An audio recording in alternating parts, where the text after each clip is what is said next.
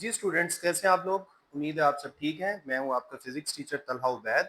आज हमने टेस्ट 3 यहाँ हमारा था फोर्स एंड मोशन, और इसमें दूसरा टॉपिक है रोटेशनल एंड सर्कुलर मोशन। इसके टेस्ट की डिस्कशन करनी है, तो स्टार्ट करते हैं। सबसे पहले हमारा क्वेश्चन नंबर 81 है, और इसमें आप स्टेटमेंट देख सकते हैं। इसमें वो कह रहे हैं a point on the rim of a wheel of diameter, wheel का डायामीटर गिवन है 2 मीटर, व्हील का डायमीटर गिवन है 2 मीटर, और लीनियर स्पीड गिवन है 16 मीटर पर सेकेंड। आपसे उसने एंगुलर वेलोसिटी पूछी है। तो बड़ा सिंपल क्वेश्चन है, इसके सोल्यूशन की तरफ चलते हैं। इसके सोल्यूशन में सबसे पहले तो हम एक व्हील इमेजिन कर लेते हैं। डायामीटर का मतलब ये है कि एक किनारे से बिल्कुल दूसरे किनारे तक, लेकिन हमने चूंकि रेडियस फाइंड करना है तो रेडियस तो ये है। अब जानते हैं रेडियस जो है ये डायामीटर का हाफ होता है, यानी मैं कह सकता हूँ r is equal to d/2। अब डायामीटर 2 गिवन था, 2 को 2 से डिवाइड किया तो आपके पास 1 मीटर आंसर आ जाएगा डायामीटर का। अब चूंकि उसने एंगुलर वेलोसिटी हमसे पूछी है तो हम जानते हैं v is equal to R omega. R omega को आप रीअरेंज करें, ओमेगा के लिए फॉर्मूला बन जाएगा v ओवर आर। अब यहाँ आप वैल्यू पुट करें v की वैल्यू थी 16 मीटर पर सेकेंड, और रेडियस को 1 मीटर अभी हमने कैलकुलेट किया है। इसका मतलब है ओमेगा का आंसर भी 16 ही रहेगा। अब चूंकि वेलोसिटी का यूनिट भी मीटर पर सेकंड था, ऐसा यूनिट था, रेडियस का यूनिट भी मीटर में आ रहा था, इसका मतलब है ओमेगा का यूनिट भी रेडियन पर सेकंड में आएगा। इसका मतलब है हमारा आंसर हो गया बीटा। अब आगे चलते हैं। नेक्स्ट क्वेश्चन आपके पास 82 में कह रहा है 1 डिग्री इज इक्वल टू। बड़ा सिंपल क्वेश्चन है। हम जानते हैं कि 2 पाई रेडियंस, 2 पाई रेडियंस जो है ये ये 360 डिग्री के इक्वल होता है। 2 पाई रेडियंस, अगर आप पाई रेडियंस की बात करें तो पाई रेडियन 180 डिग्री के इक्वल होता है। आप दोनों तरफ 2 से डिवाइड करके ये वैल्यू निकाल सकते हैं। इसी तरह अगर आप दोनों तरफ 180 से डिवाइड करें तो 1 डिग्री की वैल्यू आ जाएगी, that is pi over 180 radians. So यही उसने पूछा था कि 1 डिग्री कितने रेडियंस के इक्वल है, तो हमारा आंसर हो गया बीटा, और बीटा में लिखा हुआ है पाई ओवर 180 रेडियंस। मूव करते हैं अपने नेक्स्ट क्वेश्चन की तरफ। नेक्स्ट क्वेश्चन है क्वेश्चन नंबर 83। इसमें कह रहे हैं a circular track has a radius of 100 metre, an athlete runs a total distance of 2000 pi metre. ये जो लिखा हुआ है ना, ये छोटा सा ये पाई है, pi metre. How many complete revolutions does she make? तो बड़ा सिंपल क्वेश्चन है।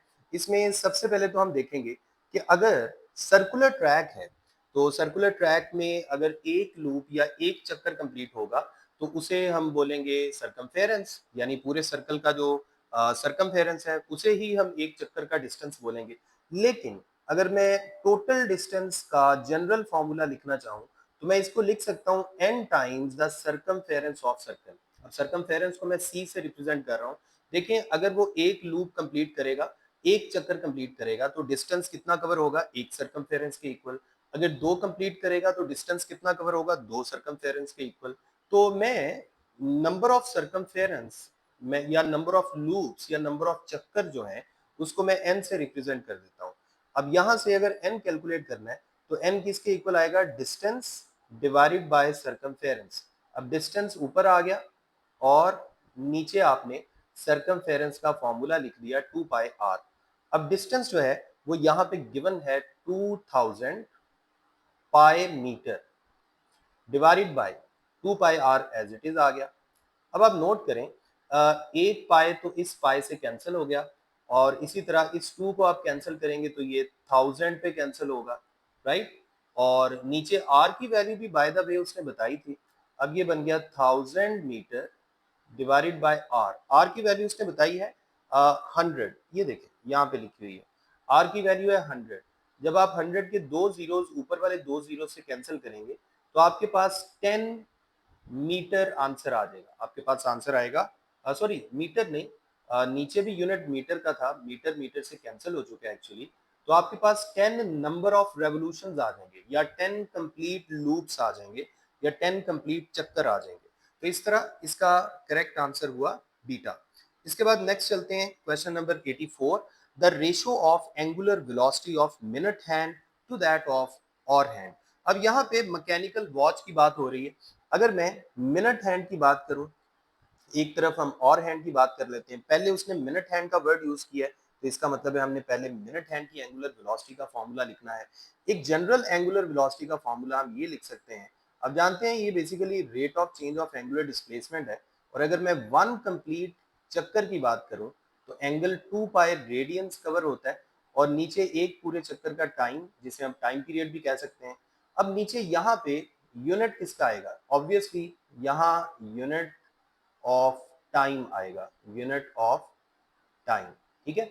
अच्छा, अब यूनिट ऑफ टाइम क्या हो सकता है? सेकंड भी हो सकता है, मिनट भी हो सकता है, और भी हो सकता है। तो यहाँ पे हमने वो वाला यूनिट कंसीडर करना है जिसके लिए वैल्यू लिखना हमारे लिए इजी है। तो चले मैं नीचे टाइम का यूनिट और ले लेता हूँ, वन और। ठीक है, और की शक्ल में हम इसे लिख लेते हैं।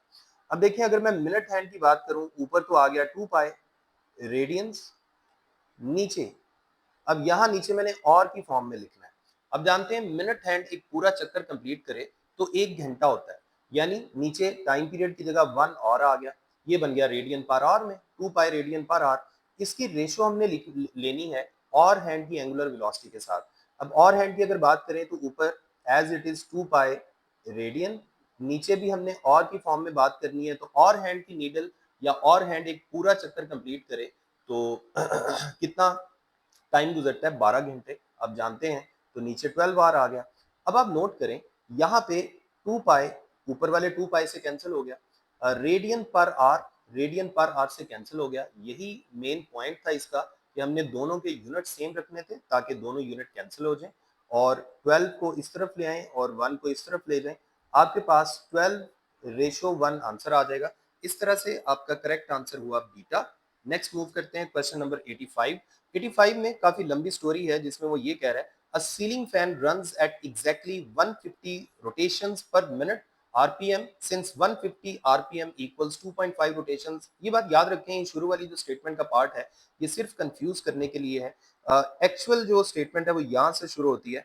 A student marks one blade with a tape and observes that in 2 seconds the blade completes exactly 5 full revolutions। वो कह रहा है ब्लेड, वो जो फैन का एक ब्लेड है, 3 ब्लेड्स होते हैं ना मोस्टली, तो एक ब्लेड को उसने टेप लगा दी और वो घूमता जा रहा है, घूमता जा रहा है। 2 सेकंड के अंदर अंदर उसने जो जितने चक्कर कंप्लीट किए हैं वो 5 फुल रेवोल्यूशंस हैं। अब वो ये कह रहा है कि बताएं इसने टोटल कितना एंगुलर डिस्प्लेसमेंट कवर किया है 2 सेकंड में। इसका मतलब है 2 सेकंड में तो 5 फुल रेवोल्यूशंस किए हैं, तो हमने इन्हीं 5 रेवोल्यूशंस का टोटल एंगुलर डिस्प्लेसमेंट कैलकुलेट करना है। तो आप जानते हैं 1 रेवोल्यूशन में कितने रेडियंस होते हैं? 2 पाई रेडियंस। तो आपने 1 रेवोल्यूशन की जगह 2 पाई रेडियंस लिख दिया, 5 टाइम्स 2 हो गया 10 पाई रेडियंस।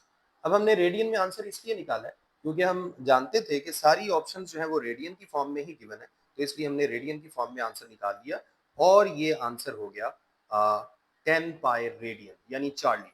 मूव करते हैं अपने नेक्स्ट क्वेश्चन की तरफ। नेक्स्ट क्वेश्चन है 86। ये बड़ा सिंपल है, इसमें कह रहा है if the body is moving in a circle of radius r with constant speed v its angular velocity is. अब जानते हैं कि लीनियर वेलोसिटी का एंगुलर वेलोसिटी की फॉर्म में ये फॉर्मूला होता है v is equal to R omega. यहां से आप ओमेगा निकाल सकते हैं v ओवर r। तो यही ऑप्शन हमें नजर भी आ रही है, चार्ली ऑप्शन। तो Charlie is the correct answer. Move करते हैं नेक्स्ट क्वेश्चन की तरफ। नेक्स्ट है 87। The period of circular motion is. याद रखें पीरियड का मतलब है टाइम पीरियड। अब सर्कुलर मोशन के टाइम पीरियड का क्या मतलब होगा? एक कंप्लीट चक्कर करने का टाइम। आप जानते हैं ओमेगा को अभी थोड़ी देर पहले हमने पीछे भी एक क्वेश्चन में ऐसे लिखा था, 2 pi divided by time period. यहाँ से आप टाइम पीरियड का रिलेशन बना सकते हैं। ओमेगा को टाइम पीरियड की जगह लिख दें और टाइम पीरियड को ओमेगा की जगह इंटरचेंज कर दें इनको, तो इस तरह से अल्फा आंसर आपका आ जाएगा 2 pi divided by omega. Next question है जी 88। 88 में कह रहे हैं the angular velocity of a wheel is 70 radians per second. Angular velocity है 70 radians per second if radius of wheel is 0.5 metre. अब वो कह रहा है जी लीनियर वेलोसिटी कैलकुलेट करें। बड़ा सिंपल क्वेश्चन है। लीनियर वेलोसिटी कैलकुलेट करने के लिए आप सिंपल यही रिलेशन यूज करेंगे, v is equal to R omega. R की वैल्यू 0.5 मीटर गिवन है और ओमेगा की वैल्यू आप पुट करेंगे 70। 70 का 0.5 से मल्टीप्लाई करें, यानी 70 का हाफ लेना है आपने, तो ये बन जाएगा 35। अब चूंकि सारे एसआई यूनिट थे, इसका भी आंसर एसआई यूनिट में यानी 35 मीटर पर सेकंड आ गया। That is beta. बीटा आपका करेक्ट आंसर हो गया। इसके बाद 89 है। In uniform circular motion the velocity vector and acceleration vector are. याद रखें, यूनिफॉर्म सर्कुलर मोशन की जब हम बात करते हैं, फॉर एग्जांपल ये एक सर्कुलर मोशन में एक पार्टिकल रिवॉल्व कर रहा है, लेट्स सपोज ये एंटी क्लॉकवाइज रिवॉल्व कर रहा है। अगर तो ये यूनिफॉर्म सर्कुलर मोशन में रिवॉल्व कर रहा है तो लीनियर वेलोसिटी तो जाहिर बात है अलोंग टेंजेंट होगी, जिसे आप टेंजेंशियल वेलोसिटी भी कहते हैं। अब यूनिफॉर्म सर्कुलर मोशन का मतलब ये है ओमेगा यूनिफॉर्म है, ओमेगा यूनिफॉर्म है तो अल्फा यानी एंगुलर एक्सेलरेशन पैदा नहीं होगा, और अगर एंगुलर एक्सेलरेशन पैदा नहीं होगा तो ऑब्वियसली टेंजेंशियल एक्सेलरेशन भी पैदा नहीं होगा। अब जानते हैं A is equal to R alpha. अब टेंजेंशियल एक्सेलरेशन तो पैदा नहीं हो रहा, लेकिन याद रखें जब भी सर्कुलर मोशन होती है एक एक्सेलरेशन हमेशा रहता है, दैट इज सेंटीपिटल एक्सेलरेशन, और इस सेंटीपिटल एक्सेलरेशन की direction towards the centre of circle होती है। अब देखें वेलोसिटी और एक्सेलरेशन आपस में कितने एंगल पे, 90 के एंगल पे, इसलिए इसका आंसर बन जाएगा अल्फा। ठीक है जी। इसके बाद मूव करते हैं next question, question number 90। Question number 90 में कह रहा है in uniform circular motion the factor that remains constant is. अब जो फैक्टर यूनिफॉर्म सर्कुलर मोशन में कांस्टेंट है वो कौन सा होगा गिवन ऑप्शंस के मुताबिक। हम जानते हैं v is equal to R omega. अब यूनिफॉर्म सर्कुलर मोशन का मतलब है ओमेगा यूनिफॉर्म होगा।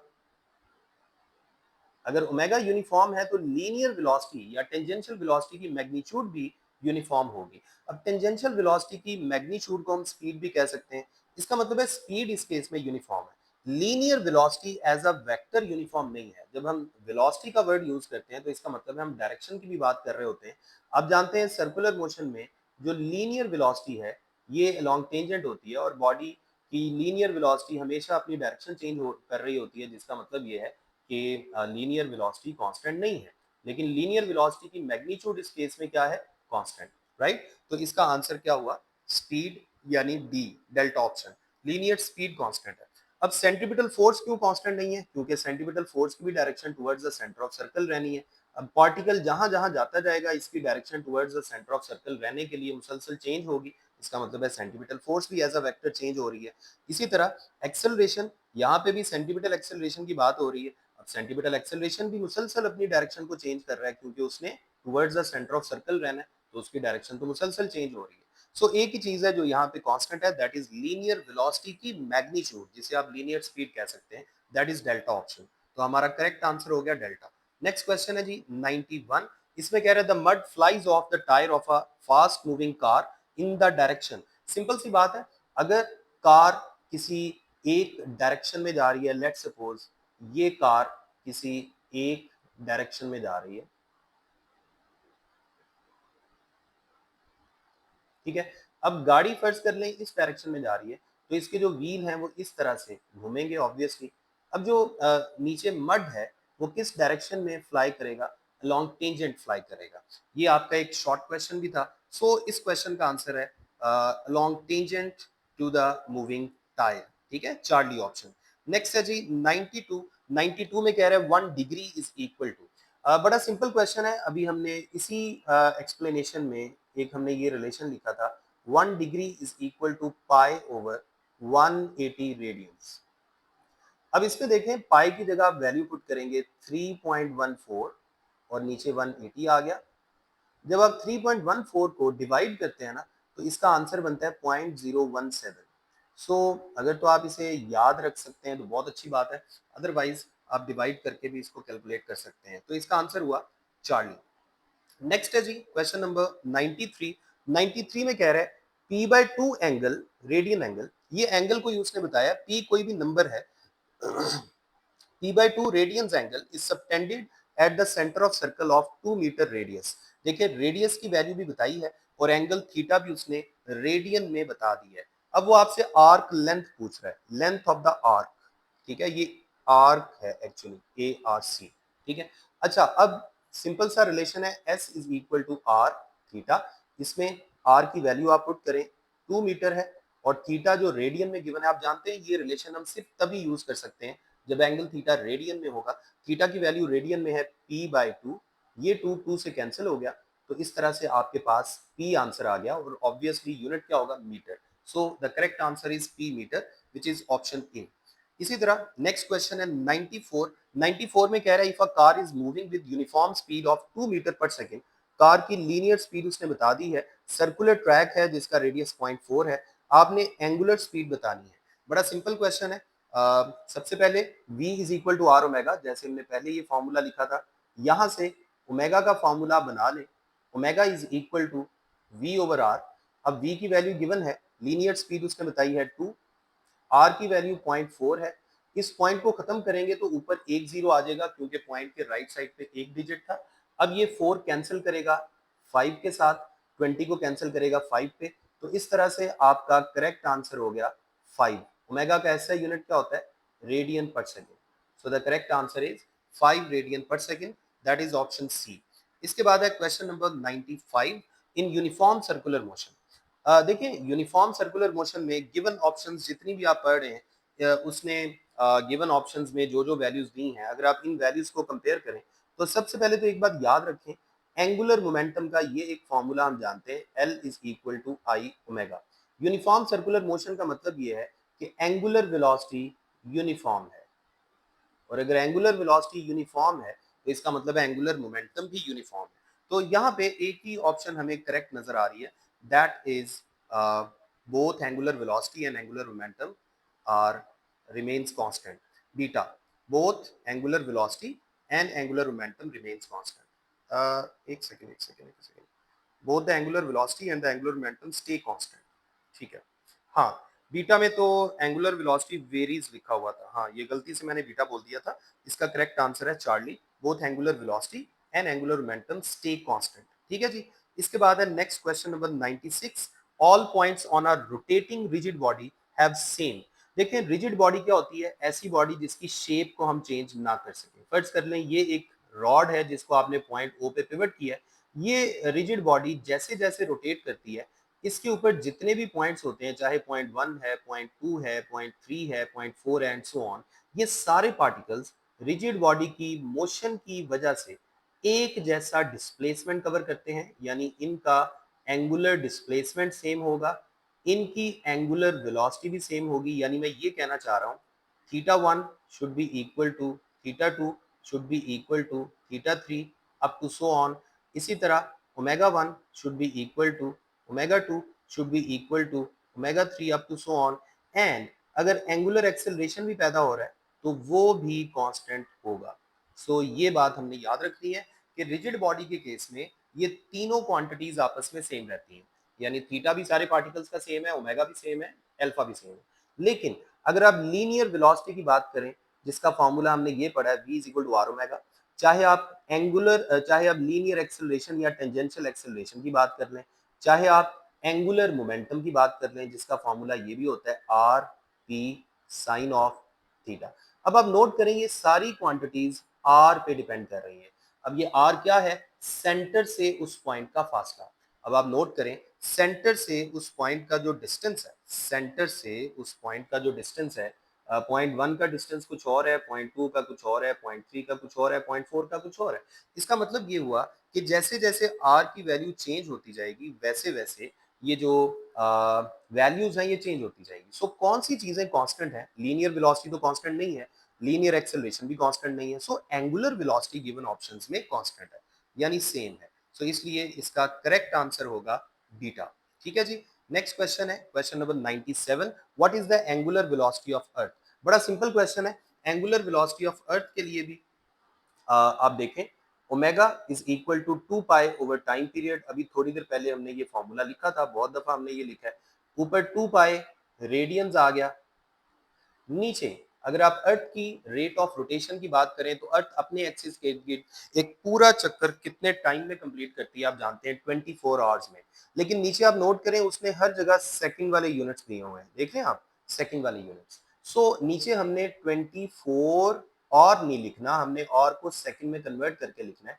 आप जानते हैं एक और में 3600 सेकंड होते हैं, तो नीचे आप अगर इस तरह सेकंड लिख देंगे, जब आप नीचे इन सारी वैल्यूज को मल्टीप्लाई करेंगे ना तो आपका आंसर बनेगा 86400। सो इस तरह से करेक्ट आंसर हो जाएगा रेडियन पर सेकेंड। तो ये आपका करेक्ट आंसर है अल्फा। ठीक है। इसके बाद है next question number 98, in an atom for the electron to revolve around the nucleus the necessary centripetal force is obtained from the following forces exerted by the nucleus on the electron। देखिए nucleus की अगर आप बात करें तो आप जानते हैं न्यूक्लियस में एक ही चार्ज पार्टिकल है, दैट इज प्रोटॉन। प्रोटॉन पे पॉजिटिव चार्ज होता है। अगर इलेक्ट्रॉन कोई रिवॉल्व कर रहा है न्यूक्लियस के अराउंड, तो इस इलेक्ट्रॉन को सर्कल में या ऑर्बिट में रिवॉल्व करने के लिए जो सेंट्रीपिटल फोर्स रिक्वायर है, ये सेंट्रीपिटल फोर्स कौन प्रोवाइड करता है? याद रखें, ये सेंट्रीपिटल फोर्स इलेक्ट्रिक फोर्स की मदद से मिलती है। ये इलेक्ट्रिक फोर्स क्या है, जिसे आप इलेक्ट्रोस्टैटिक फोर्स भी कहते हैं। ज्यादा अच्छा वर्ड वैसे इस केस में इलेक्ट्रिक फोर्स होना चाहिए था, क्योंकि इलेक्ट्रॉन तो मूव कर रहा है। सो इलेक्ट्रिक फोर्स या electrostatic force between nucleus and electron, ये है जो रिक्वायर्ड सेंट्रीपिटल फोर्स प्रोवाइड करती है। तो इस तरह से इस क्वेश्चन का आंसर हो गया डेल्टा। नेक्स्ट है जी 99, in case of uniform circular motion which are the following physical quantity do not remain constant? कौन सी क्वांटिटी सेम नहीं रहेगी? तो मैं एक छोटा सा रिलेशन आपके सामने लिखता हूं, देखिएगा। पी वेक्टर, ये linear momentum actually, is equal to M V vector. अभी थोड़ी देर पहले मैंने आपको बताया था कि चाहे जो सर्कुलर मोशन है वो यूनिफॉर्म ही है, हम कह सकते हैं कि v is equal to R omega के मुताबिक ओमेगा सेम है यानी यूनिफॉर्म है, तो v भी सेम होना चाहिए। लेकिन याद रखें, ये v लीनियर वेलोसिटी या टेंजेंशियल वेलोसिटी की मैग्नीट्यूड है, उसकी डायरेक्शन तो चेंज हो रही होती है। So tangential velocity as a vector change हो रहा है, उसकी सिर्फ मैग्नीट्यूड यहाँ पे कांस्टेंट है। सो अगर tangential velocity as a vector change हो रहा है, तो लीनियर मोमेंटम भी एज अ वेक्टर चेंज होगा। सो यहाँ पे बीटा ऑप्शन में खाली मोमेंटम का वर्ड लिखा है। जब भी खाली मोमेंटम का वर्ड होगा, आपने यही चीज अज्यूम करनी है कि ये लीनियर मोमेंटम की बात हो रही है। So linear momentum is not constant. So इस क्वेश्चन का आंसर है बीटा। स्पीड भी कांस्टेंट है, काइनेटिक एनर्जी का ताल्लुक स्पीड के साथ होता है, वो भी कांस्टेंट है, half M V square. Maths तो वैसे ही कांस्टेंट रहेगा। सो इस क्वेश्चन का आंसर है बीटा, राइट। नेक्स्ट है question number 100, the power of pump which can pump 200 kg of water to a height of 50 metre in 10 second. बड़ा simple question है। यहाँ पे वो जो वाटर पंप है उसने पानी को किसी हाइट पे पहुंचाया है। जब भी आप किसी ऑब्जेक्ट को या किसी भी सब्सटेंस को किसी हाइट पे पहुंचाते हैं, तो जो वर्क होता है वो पोटेंशियल एनर्जी की फॉर्म में स्टोर हो जाता है। ऊपर mgh आ गया और नीचे टाइम आ गया। अब मैथ यहाँ पे है 200, जी की जगह आप पुट करेंगे 10, और हाइट की जगह जो हाइट की वैल्यू गिवन है 50 मीटर, ये पुट कर दिया, डिवाइडेड बाय टाइम की जगह आप पुट करेंगे 10। ये 10 इस 10 से कैंसिल हो गया। जब आप 200 को 50 से मल्टीप्लाई करेंगे, 5 टाइम्स 2 क्या होता है 10, और 3 जीरो बाकी के आगे।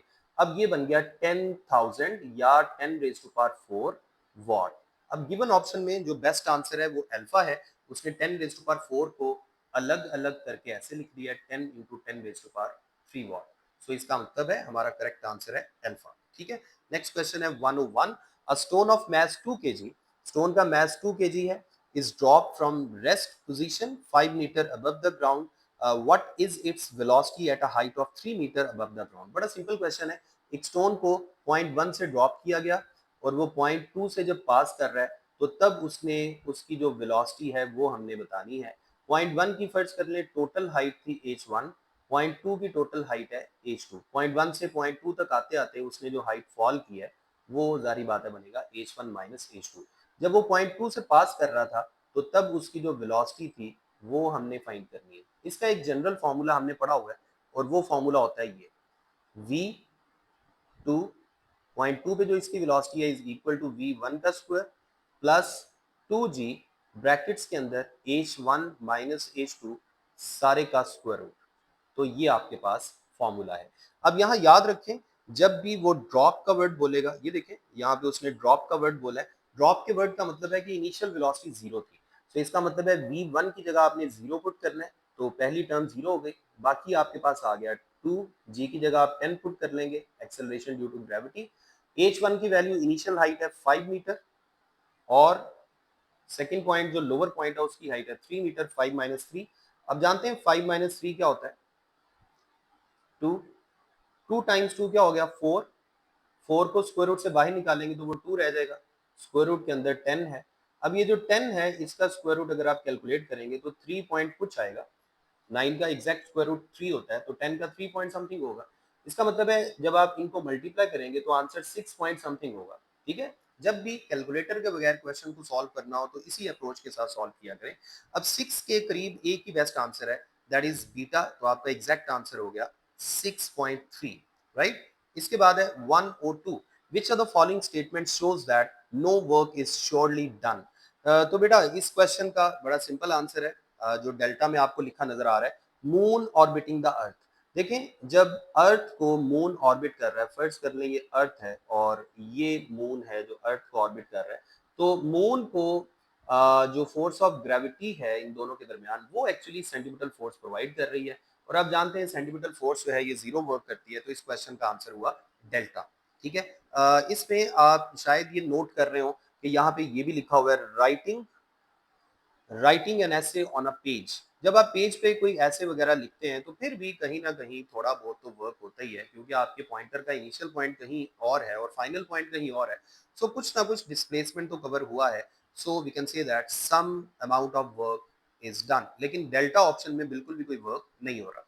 इसके बाद है 103 में कह रहा है proton electron neutron and an alpha particle have same momentum, which of them have highest kinetic energy. बड़ा सिंपल क्वेश्चन है, इसमें हम काइनेटिक एनर्जी का फॉर्मूला यूज करेंगे in terms of momentum. Kinetic energy का मोमेंटम की फॉर्म में ये फॉर्मूला होता है P square divided by 2m।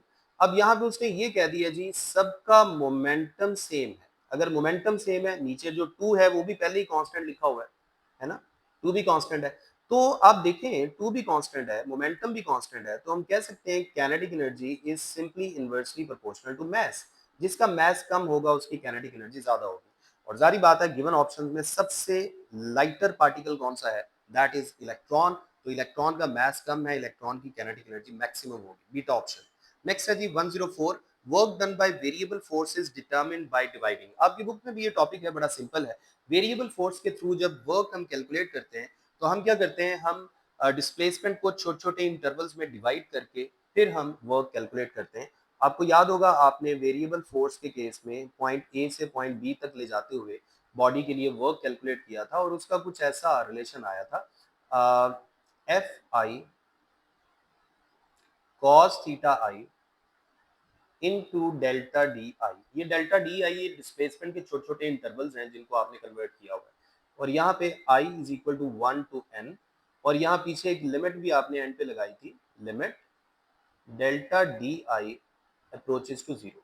ये फाइनल वर्क का फॉर्मूला है, और इसके लिए हम क्या करते हैं, हम डिस्प्लेसमेंट को छोटे छोटे इंटरवल्स में डिवाइड करते हैं, राइट, चार्ली ऑप्शन। नेक्स्ट है जी 105 में कह रहा है when work is done on a body by external force it's.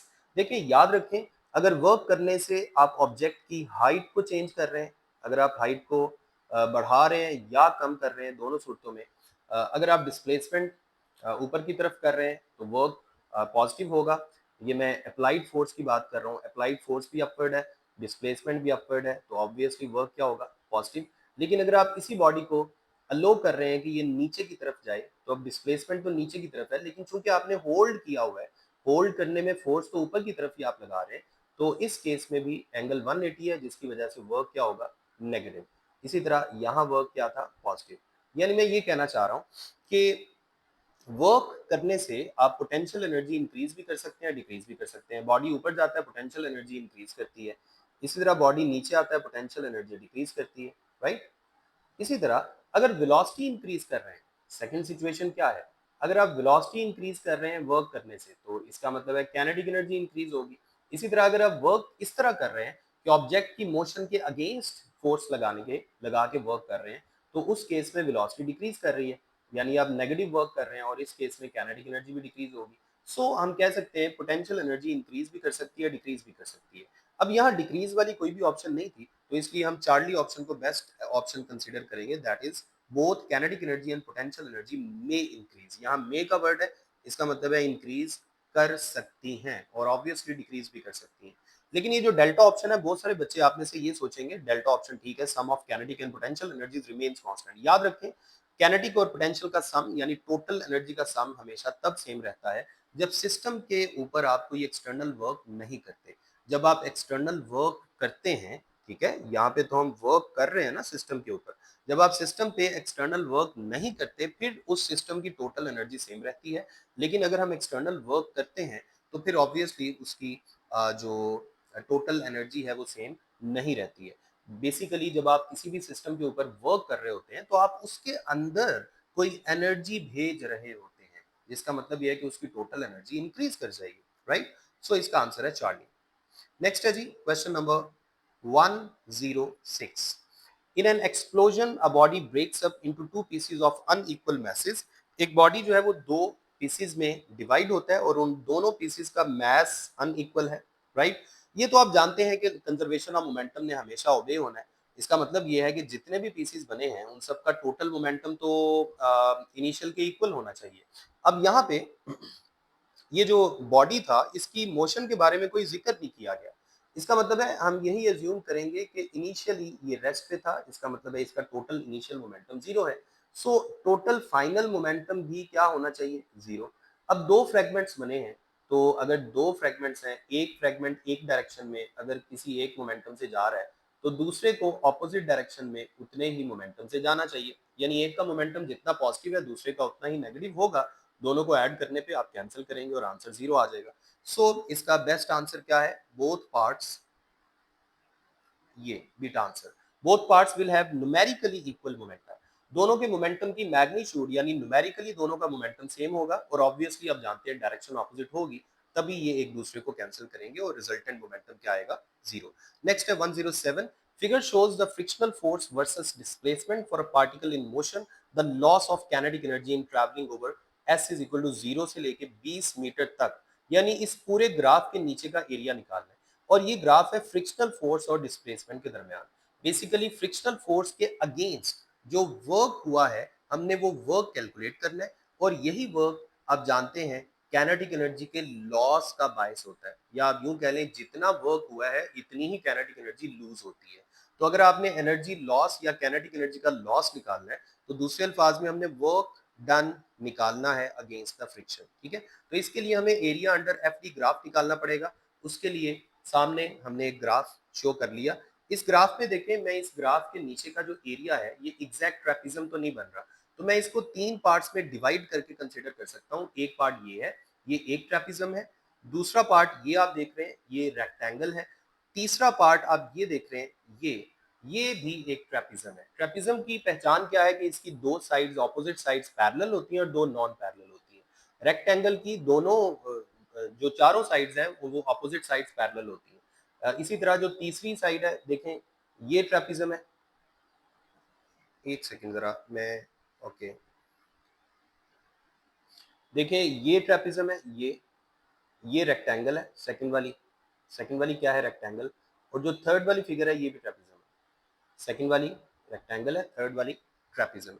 तो पहले मैं फर्स्ट वाली जो फिगर है उसका एरिया कैलकुलेट करने लगा हूं। और ट्रेपिज्म का जो एरिया होता है ये होता है half into sum of parallel sides multiplied by distance between parallel sides. ये इसका फॉर्मूला आपको याद होना चाहिए। अब पैरेलल साइड्स कौन कौन सी हैं, एक तो आप साइड जरा चेक करिएगा। एक तो साइड ये वाली है,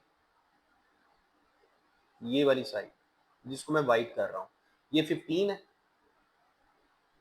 और दूसरी इसके पैरेलल साइड्स ये है, ये 5 है। 15 प्लस 5, इनके दरमियान ये डिस्टेंस है, ये भी 5 है, यहाँ भी 5 आ गया।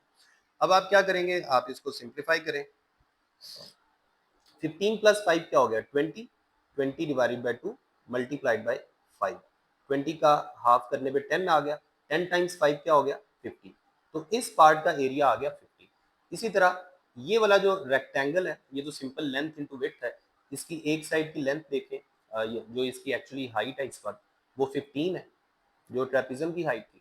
इसी तरह इसकी विड्थ ये वाला जो डिस्टेंस है 5 से लेके 10 तक, 5 से लेके 10 तक भी 5 ही होगा। सो 5 टाइम्स 15 या 15 टाइम्स 5 क्या होगा, 15 टाइम्स 5 इज 75। तो ये आपका एरिया आ गया 75। एक 50 आ गया, एक 75 आ गया। इसके बाद ये वाली ट्रेपिज्म रह गई।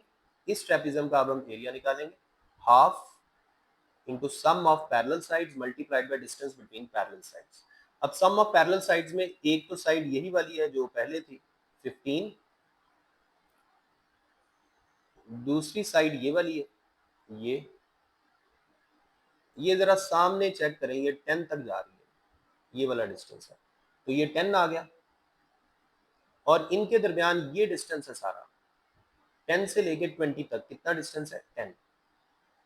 अब जरा देखिएगा 15 प्लस 10 क्या हो गया, 25 मल्टीप्लाइड बाय, ये 2 इस 10 को कैंसिल करेगा 5 पे, 25 मल्टीप्लाइड बाय 5 ये बन गया 125।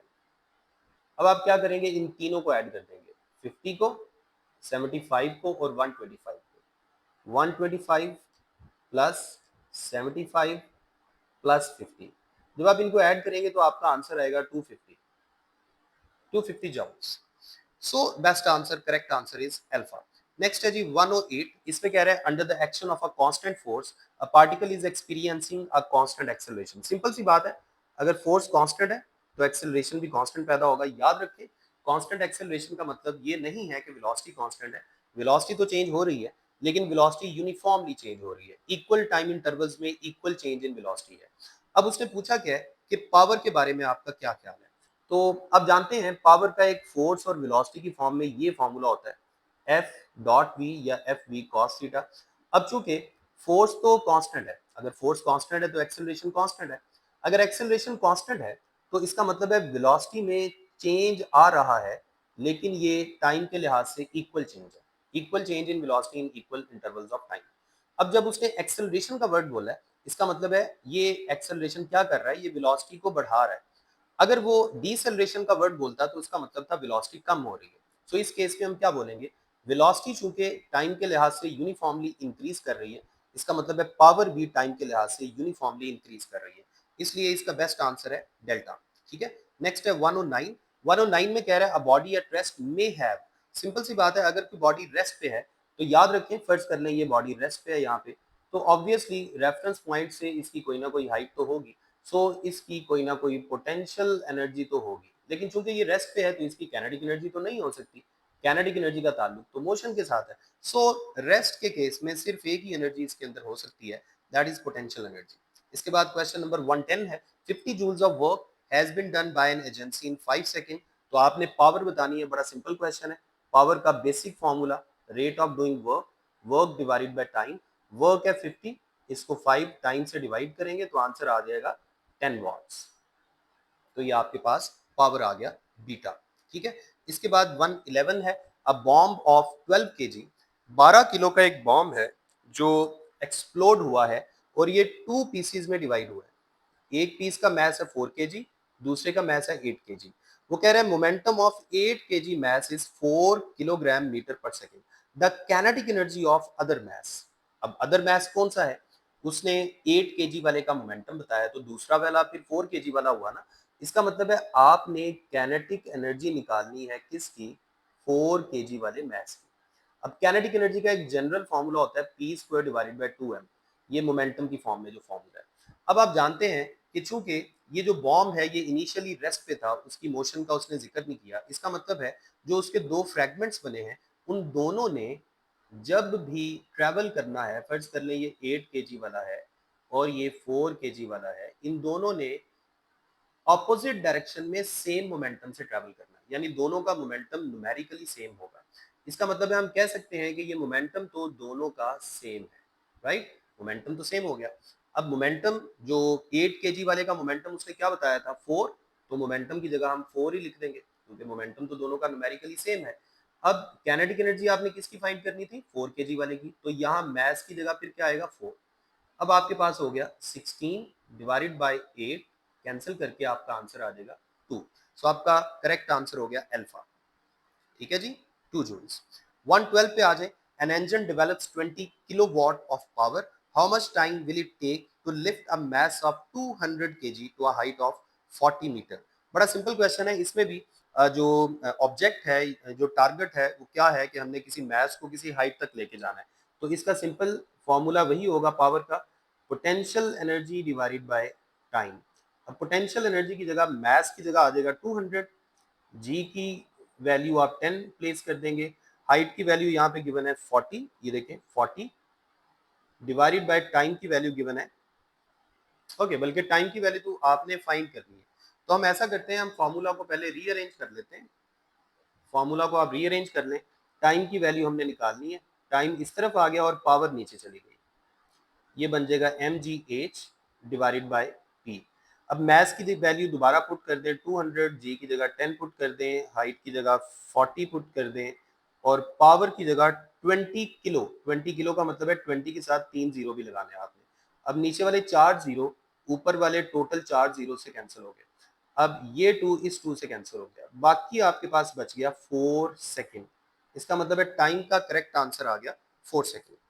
नेक्स्ट है जी question number 113, if the momentum of a body is increase by 100%, its kinetic energy will increase by.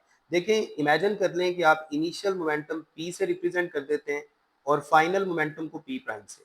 100% increase का मतलब ये है कि जितना मोमेंटम पहले था उसमें उतना ही इजाफा कर दिया, यानी अगर पहले p था तो उस पर p ही इजाफा कर दिया।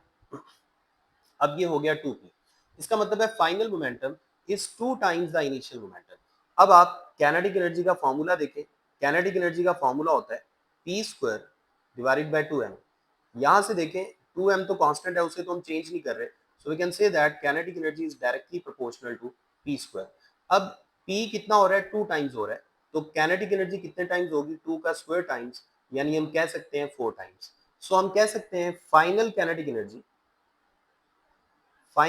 Energy is 4 times the initial kinetic energy.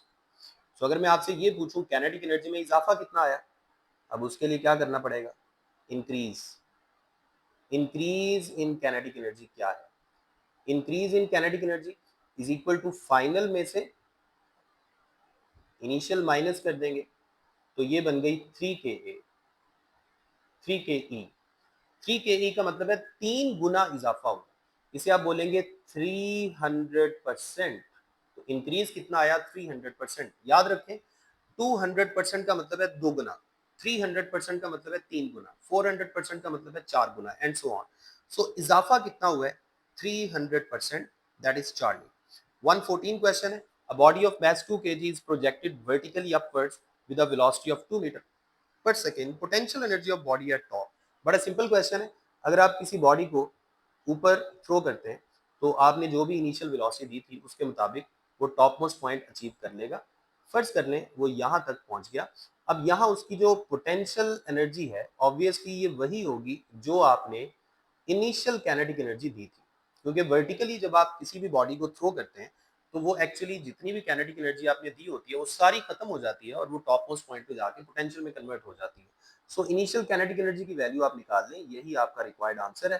Half mess की जगह 2, मैस 2 kg था और वेलोसिटी भी 2 है, ये 2 इस 2 से कैंसिल हो गया, आपका 2 स्क्वायर आंसर आ गया 4। सो इस क्वेश्चन का आंसर है चार्ली, दैट इज 4 जूल्स। 114 के बाद 115 में कह रहे हैं two bodies with momenta in the ratio 1:2 are moving with equal kinetic energy, the ratio of their masses।